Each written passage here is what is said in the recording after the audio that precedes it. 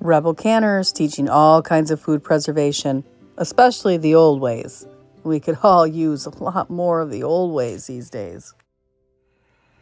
Welcome back, Rebel Canners. Today, I am shelling peas to save the seed.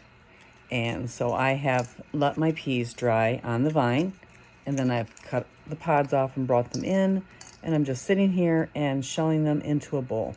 And I have two kinds, so I'm trying to keep them a little separate. Let me turn you around so you can see what they're just sitting here on my lap. I want to put the red ones in this bowl. So I'm just gonna, and you can see they are really like dried out. I know. And then I'm gonna let them dry out a little bit more. And these are pod peas that we grew in the garden, and you can see us harvesting them in a couple of videos. And I got enough to put a little bit in the freezer, but we are doing a second planting of green beans, so we've pulled them out so that we can do more. But I do want to separate the two types.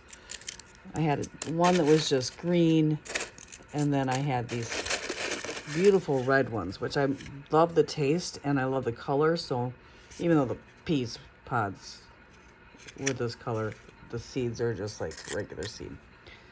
So I'm just going to separate these out, shell them into here. Anything that's questionable is going in the green pile, because if I get a red surprise when I plant them, I'll be happy. But I don't want to do the green ones necessarily next time. So we're just gonna shell them. And that's it, Rebel Canners. When I put them in a jar, after they've dried, I'm going to put a little diatomaceous earth. See that video where Linda taught me how to do that to keep the insects out. But this is it. And then these will go to the chickens. So have a great day, Rebel Canners. So there's my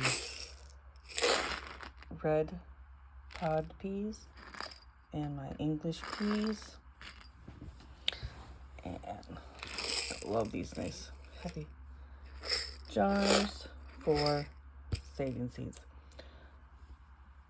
So there you have it, Rebel Canners. Hope you enjoy this video.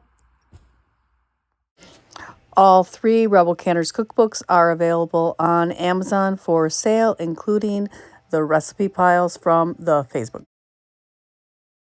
Be sure to like, subscribe, and ring that notification bell.